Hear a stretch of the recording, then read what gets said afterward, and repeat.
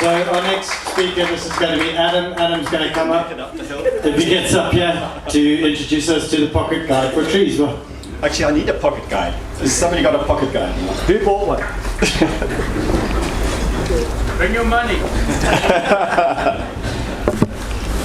Okay, first of all, inside this book, on page something or other, page 12, there's a little insert, which should be in all of your books. And this is a vital bit of information that was left out of the print. And it's the guide to trying to key out the trees that are in this book. It's very simple, and I hope somebody tries it. It probably doesn't work, but try it. What we try to do with this book is to compress a huge amount of information from around the region, East Africa, Southern Africa, Central Africa, Zambia, into something that you could carry around in your pocket. And it's not an easy thing to do, especially if you aren't a botanist, nor is my co-author, Claire. So there's been a huge learning curve involved in this process as well. But in some ways, from ignorance comes a certain perspective that helps. And hopefully, what we've tried to do here is pull out a cross-section of trees that represent Zambia's enormous wealth of tree species. There's something like 860 species of tree in Zambia. There are only 140 or 138 in this book. So a very small sample of the whole thing. But what we've also tried to do is represent all of the different parts of Zambia. So as Nick was saying, the west and northwest, southwest are covered in, a lot of it's covered in basalts and deep Kalahari sands. And there's a completely different ecosystem there. Some of it's Barotse floodplain, some of it is deep forest. And a lot of that forest is very interesting. It's probably some of it's migratory over the last 5-10 million years. And then if you go to the north and northeast, there's this huge tract of Miombo woodland, which some years ago they tried to differentiate into different kinds of Miombo.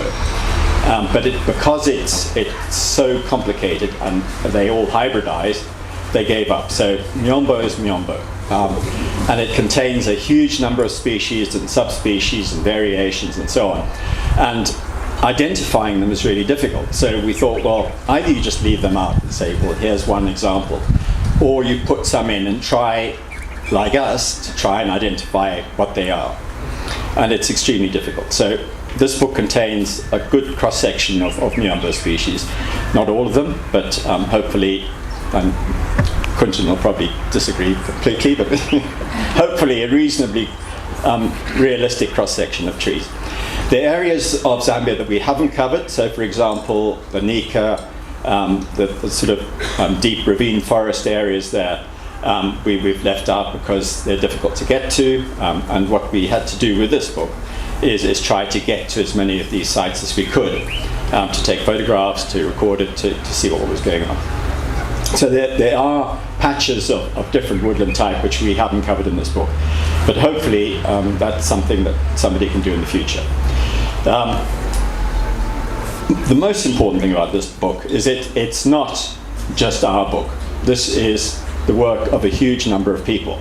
First of all, people who have contributed botanical works before, and there's a whole cross-section from Coates Palgrave, which you need a wheelbarrow to carry around, to small booklets, pamphlets, all sorts of things. And not least, a book called Know Your Trees that was produced by the Forestry Department here, which is an excellent book. Unfortunately, I think it's out of print now. I don't know, the government printer might still be running it. But a lot of the photographs are difficult to read. A lot of the classifications have changed since it happened. But it was our primary source of distribution information. So one of the other things that's in this book is a distribution map for each species that's in here. And if there is a big thumbsuck in this book, it's the distribution maps. So what we hope is that we've tried to do it from as many sources as we can, but we hope that people who read this book will say, look, this is absolute rubbish, it doesn't occur here, or why didn't you put it here? It definitely occurs here. And so that in the future this can be improved. Because knowing the distribution of these trees is very interesting. And if you go through them, you'll find that some of them have got very, very restricted distributions. They might be very beautiful trees with wonderful flowers, but they have a very restricted distribution. So trying to find whether that distribution is actually as limited as it seems, or actually extends over a big area, would be a very interesting thing to do. But anyway, getting back to the kind of citizen science part of this, without the input of photographs from people from all over, from across the globe almost, this wouldn't have been possible. You just simply cannot in a year take all the photographs you need to cover every tree species that's in this book.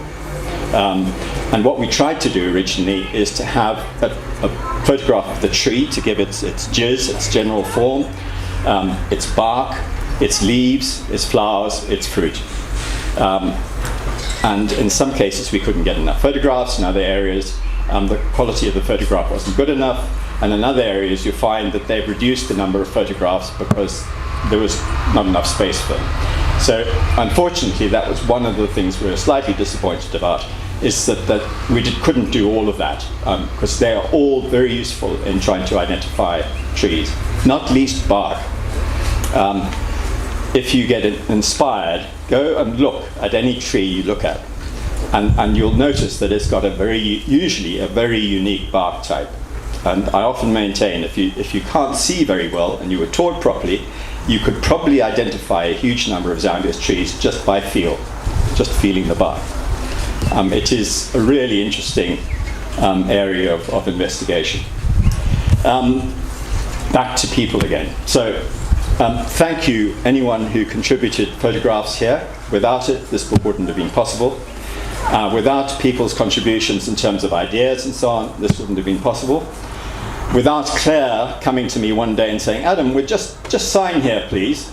I said, what are we signing? Oh, we're just going to write a book about the trees of Zambia. Oh, good. So a bit like the Arboretum, without Claire, this wouldn't have happened at all. And in fact, we were going to have it the other way around.